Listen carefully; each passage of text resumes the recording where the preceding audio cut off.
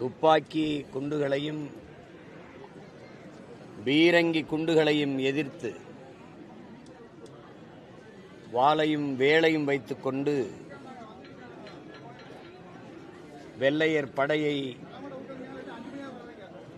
விரட்டி அடித்து தோற்கடித்து வென்ற மறவன் எங்களுடைய பாட்டனார். பீரங்கி குண்டுகள் தொலைக்க முடியாத கோட்டையை மண் சுவற்றிலே கட்டி எழுப்பியிருந்த மகத்தான ஒரு மகன்.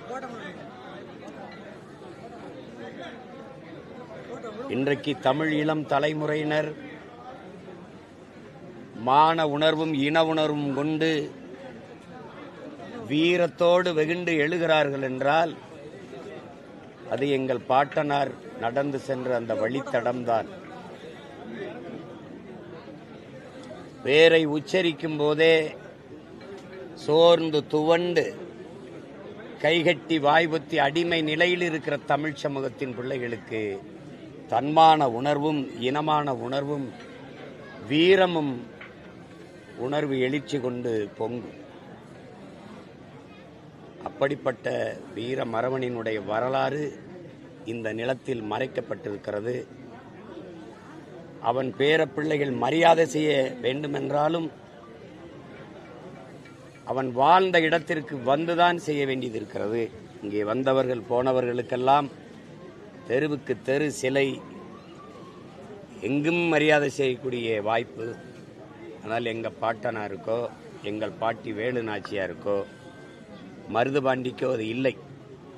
ஐயா சேதுராமன் அவர்களுடைய பெரும் முயற்சியில் மதுரை தெப்பக்குளத்துக்கு அருகில் ஒரு சிலை நிறுவப்பட்டிருக்கிறது. பாட்டனார் மருதுபாண்டி. நெற்கட்டான் சேவலை விட்டு அரையடி கூட எங்கள் பாட்டனினுடைய அடையாளங்களை இவர்கள் நகர்த்தவில்லை. இன்றைக்கு சங்கரங்கோயிலிலே எங்கள் பாட்டனார் இருந்ததற்கான அந்த அறை இருக்கிறது என்கிறார்கள். அங்கே அவருக்கு ஒரு சிலையை நிறுவ வேண்டும் என்பது நெடுநாள மக்களினுடைய கோரிக்கையும் விருப்பமாக இருக்கிறது. அதை இந்த ஆட்சியாளர்கள் கண்டுகொள்ளவும் இல்லை, நிறைவேற்றவும் இல்லை. எங்களுடைய பாட்டன் பூலித்தேவன் அவருடைய நினைவு நாளிலே அவன் பேர பிள்ளைகள் உறுதி ஏற்கிறோம். இந்த வீரமிக்க எங்க பாட்டனுடைய அடையாள சுவடுகளை அன்னை தமிழ் நிலமெங்கும் கொண்டு போய் சேர்ப்போம். ஏற்கனவே நாங்கள் தொடங்கி இருக்கிற வீரத்தமிழர் முன்னணி என்ற படைப்பிரிவு எந்த வெள்ளையனை எதிர்த்து எங்கள் பாட்டன் பாட்டி எங்கள் முன்னோர்கள் போரிட்டார்களோ அதே வெள்ளையரினுடைய நாட்டிலே, குறிப்பாக பிரிட்டனிலே வீரத்தமிழர் முன்னணி விழா நடக்கிற போது எங்கள் முன்னவர்கள் தீரன் சின்னமலை, பூலித்தேவன், எங்களுடைய பாட்டனார் அழகுமுத்துக்கோன், மாமன்னர்கள் மருதுபாண்டியர், பாட்டி வேலுநாச்சியார், இப்படி பெரும்பிடுகு முத்தரையர், இப்படி எங்கள் முன்னவர்களுடைய படங்களை வைத்து நாங்கள் வழிபட்ட போது வெள்ளைக்காரர்கள் ஒவ்வொரு படத்திற்கு முன்பும் நின்று தன் படம் சுயம்பி, அதாவது செல்ஃபி எடுத்துக்கொண்டது இன்றும் காணொளி ஆவணமாக இருக்கிறது. எந்த வெள்ளையினை எதிர்த்து எங்கள் பாட்டனார்கள் போரிட்டார்களோ, பாட்டியெல்லாம் போரிட்டார்களோ, அவர்களுக்கு அருகில் நின்று தன்படம் எடுத்துக்கொண்டதை நாங்கள் பார்க்கிற போது உண்மையிலேயே நாங்கள் இந்த அரசியல் இயக்கத்தை தொடங்கியதற்கான அதன் நோக்கம் நிறைவேறிக் கொண்டிருப்பதாக நாங்கள் கருதுகிறோம். அதிலே வீரமிக்க பெரும்பாட்டனின் நிலத்தில் நின்று அவனுக்கு இருந்த அந்த தன்மான உணர்வையும் போர்க்குணத்தையும் நாம் சரணடைஞ்சு வாழ்வதை விட சண்டையிட்டு சாவது மேலானது, மரணத்தை விட மான தமிழனுக்கு மானமே பெரிது, உயிரை இழக்கலாம், நாம் உரிமையை இழக்கக்கூடாது, உயிரினும் மேலானது நமது உரிமை, அடிமை வாழ்வினும் சுதந்திர சாவு மேலானது என்ற முழக்கங்களை முன்வைத்து வீர போர் புரிந்த மான மறவன் எங்கள் பாட்டனார் பூலித்தேவனின் நினைவை போற்றி அவர் கொண்டிருந்த அந்த உயர்ந்த நோக்கத்தை, அன்னைக்கு வெள்ளையனுக்கு மட்டும் அடிமைப்பட்டு விடக்கூடாது, ஒரு நாட்டிற்கு அடிமைப்பட்டு கிடந்த நாட்டை எதிர்த்து போரிட்ட எங்கள் முன்னவர்கள் இன்றைக்கு உலகில் ஒவ்வொரு நாட்டுக்கும் என் நாடு அடிமைப்பட்டு கிடக்கிறது, கொடிய கொள்ளைக்காரர்களிடத்தில் அடிமைப்பட்டு கிடக்கிறது. இந்த இழிநிலையிலிருந்து எண்ணரும் தேசத்தை மீட்போம் என்கிற உறுதியை எங்கள் பாட்டனார் நினைவு நாளில் நாங்கள் ஏற்கிறோம். வீர மிக்க எங்கள் பெரும்பாட்டன் பூலித்தேவன் அவர்களுக்கு தமிழின பிள்ளைகள் பெருமிதத்தோடும் திமிரோடும் எங்களுடைய வீர வணக்கத்தை செலுத்தி மகிழ்கிறோம். நடிகர் விஜய் இப்போ தேர்தல் சுற்றுப்பயணத்தை தொடங்குறதுக்கு அந்த வண்டி வாகனம் எல்லாமே தொடங்கிருக்காங்க. அதை நீங்க எப்படி பாக்குறீங்க? அவரால் அரசியல் மாற்றம் ஏதாவது ஏற்படுமா? இந்த இடம் அதுக்கான இடம் இல்லை. டிஎன்பிஎஸ்சியில் ஒரு கேள்வி கேட்டிருக்காங்க. இல்லை, அது விடுங்க, அது கேள்வி அது தவிர்ப்போம். வேற ஏதாவது நீங்கள் டிஎன்பிஎஸ்சியில் ஒரு கேள்வி கேட்டிருக்காங்க. அதாவது ஐயா வைகுண்டர் அவருடைய வேற ஒரு பெயர், அதை முடிசூடும் பெருமாள் அப்படிங்கிறத காட் ஆஃப் ஹேர் கட்டிங் அப்படின்னு சொல்லி இங்கிலீஷில் மொழிபெயர்த்திருக்காங்க. டிஎன்பிஎஸ்சி எக்ஸாம்பிள் எப்படி பார்க்குறீங்க? அந்த அளவிற்கு அறிவார்ந்த பெருமக்கள் அந்த கேள்வித்தாளை உருவாக்குகிற குழுவிலே இருக்கிறார்கள் என்பதை பார்த்துங்க. முடிசூடும் பெருமான் எங்கே இருக்குது, முடிவெற்ற பெருமான் எங்கே இருக்குதுன்னு பாரு. இந்த இவங்கெல்லாம் நாட்டை கொடுத்த நம்ம நாண்டுக்கிண்டு சாகிறதா இல்லை அவங்கள தூக்கில் போடுறதான்னு தான் தெரிய மாட்டேங்குது. என்ன இளவோ இது ஒவ்வொன்றா கேட்கக்கூடாது, மொத்தமாக கொளுத்தணும். அதுக்கு கொஞ்சம் பொறுத்துருங்க. இவர் அது சரி பண்ணுவோம். இதை விட அதாவது இதில் இன்னும் பல கேள்விகள்லாம் இருக்குது. ரொம்ப விஷயத்து ஆமாம், திருக்குறள். ஆமாம், அப்புறம் என்ன சொல்கிறது, அது கேள்விகளை மறந்துட்டேன், நான் எடுத்து வச்சுருக்கேன். ரொம்ப அருமையான கேள்வியெல்லாம் இருக்குது. அதாவது நமக்கு நாமே பயணம், விடியட்டும் பயணம் எப்போ தொடங்குச்சு. ஆனால் அந்த தலைவர் என்ன சொல்கிறார் தெரியுமா? எந்த அரசியல் கேள்விகளும் வராமல் பார்த்து கொண்டோங்கிறவங்கள. ஏன்னா அந்த தலைவரை நியமிச்சது இந்த அரசுனால. விடியட்டும்ங்கிற பயணம் எப்ப தொடங்குச்சு? எவ்வளவு அறிவுபூர்வமான. இப்ப இந்த ஆட்சி, இந்த அரசு முடியட்டும்ங்கிற பயணம் இங்க எங்க பாட்டன் இருந்து தொடங்குது. வேற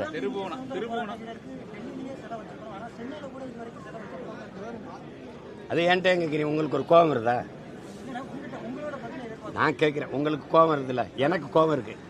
என் பாட்டனுக்கு இல்லை, என் பாட்டிக்கு இல்லை. என் பாட்டனுக்காவது அவன் நினைவிடத்துல ஒரு ஆள் உயரத்துக்காவது சிலை இருக்கு. எங்கள் பாட்டி வேலுநாச்சியார் சிலை பார்த்துருக்கீங்களா? மரப்பாச்சி பொம்மை கூட கொஞ்சம் பெருசாக இருக்கு. அப்போ நம்மளை தொடர்ச்சியாக அனுமதிப்பான். 4ஆம் தமிழ்ச்சங்கம் வச்சு தமிழ் வளர்த்த எங்கள் பாட்டை வள்ளல் பாண்டித்துரத்தேவர் சிலை பார்த்துருக்கீங்களா? நெஞ்சு வெடிக்கிற அளவுக்கு வெறி வரும்.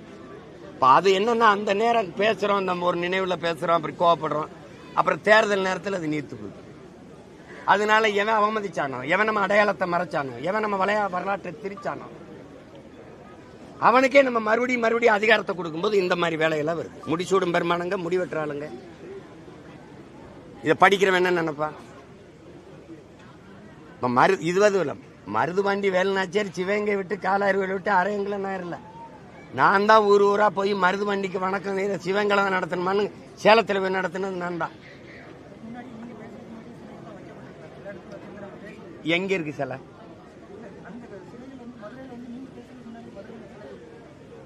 எந்த இடத்துல? தெப்பக்குளத்திற்கு ஒரு சிலை தானே, ஒரு சிலை தானே. வச்சது யாரு? அது சேதுராமன் ஐயாவுடைய முயற்சி. நான் என்ன சொல்றேன், நீ என்ன பதில் சொல்ற? சேலத்துல அவர் கேள்வியும் கேட்க தெரியல, பதிலையும் உள்வாங்க தெரியல. நான் சொன்னது மருதுபாண்டிக்கு வணக்க கூட்டம் சிவகங்களை தான் போடணும்னு இல்லை, சேலத்துல போடலாம்னு ஒண்டி, சேலத்துல ஒண்டி மருதுபாண்டியரை பத்தி பேசுனது நான் தாங்கிறேன். உனக்கு பிரச்சனை என்னப்பா? உனக்கு பிரச்சனை என்னன்னு சிலை வைக்கலன்னு நான் முதலமைச்சர் ஆன பிறகு வைக்கலன்னா எனக்கு கேள்வி. ஏன் சிலை வைக்கலன்னு நான் தான் முதலமைச்சர் மாதிரி கேட்டுக்கிட்டு இருக்கேன். ஏன் சிலை வைக்கல? அது வைக்காதவன்ட்ட கேளுப்பா.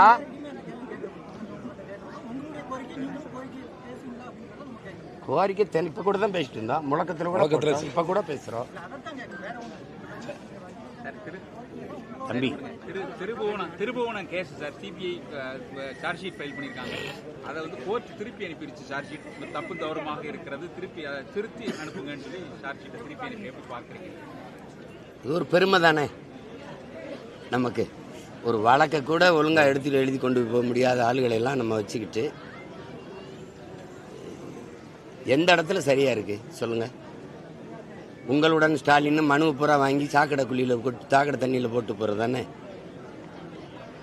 இது நம்மளுடைய தரத்தை தாழ்த்தி காட்டுறது தான். இது ஆர்எஸ்எஸ் வந்து அதிமுக இயக்கினால் என்ன தவறு அப்படின்னு ஒன்றிய அமைச்சர் முருகன் சொல்லியிருக்காரு. அதை வந்து இன்னைக்கு அமீர் வந்து இதை விட கேவலம் வேற எதுவுமே இல்லை அப்படிங்கிற மாதிரி அமீர் இயக்குனர் அமீர் வந்து பேசியிருக்காரு. அது நீங்க எப்படி பாக்குறீங்க? அவர் பேசுறாரு இவர் பேசுறாருன்னா சொல்லிட்டு இருக்க வேண்டியது இல்லை. அவங்க இயக்கிறதா சொல்றாங்க.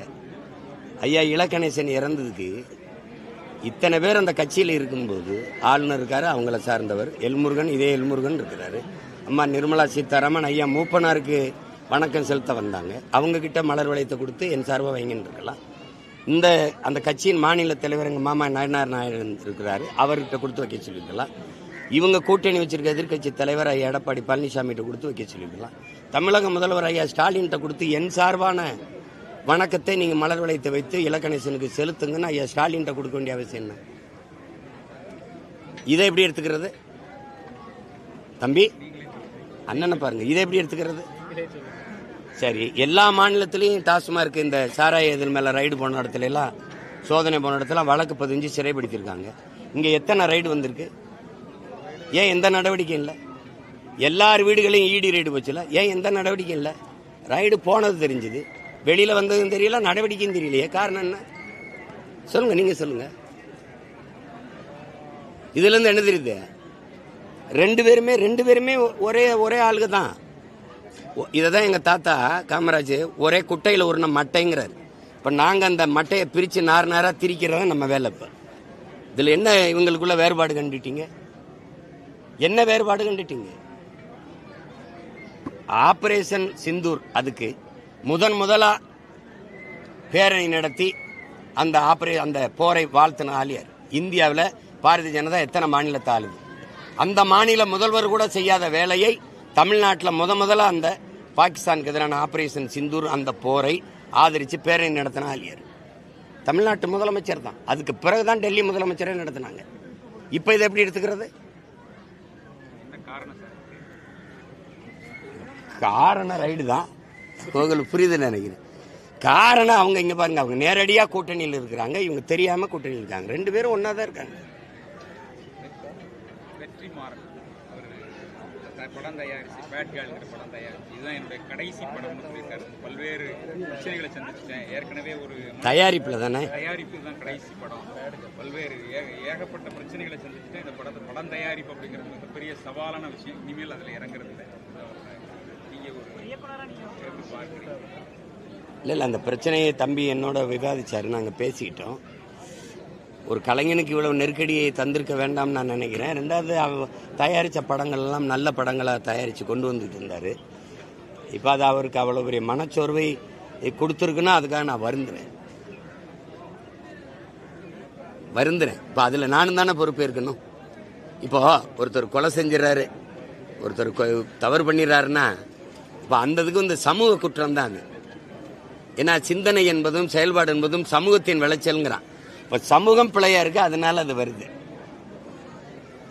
பள்ளிக்கூடத்துக்கு போகிற பிள்ளையெல்லாம் தண்ணி அடிச்சுட்டு கஞ்சா குடிச்சிட்டு தடுமாறி விழுகுதுன்னா சமூகம் சீரழிஞ்சிருச்சுன்னு தான் சொல்லணுமே ஒழிய அந்த மாணவனுடைய தவறுன்னு சொல்ல முடியாதுல்ல.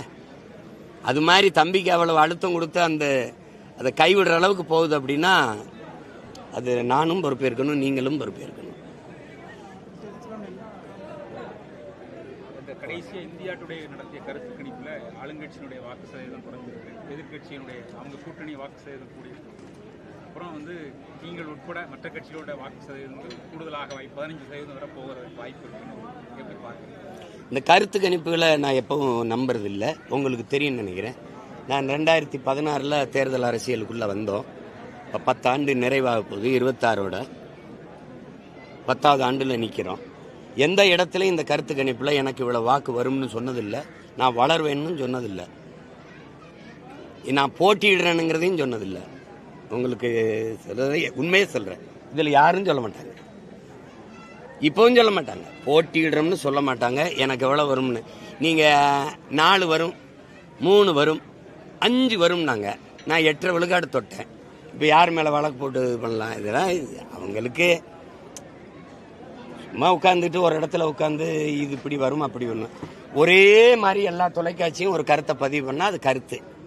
இது ஒன்று சொல்லுது, இது ஒன்று சொல்லுது, இது ஒன்று சொல்லுது, இது ஒன்று சொல்லுது, இது ஒன்று சொன்னால் அவரவர் விருப்பம், அது கருத்து இல்லை. புரியுதா உங்களுக்கு? சுதந்திர போராட்ட தியாகிகளுக்கு வீர வணக்கம் செலுத்தும் போது கட்டுப்பாடுகள் எப்படி பாருங்க?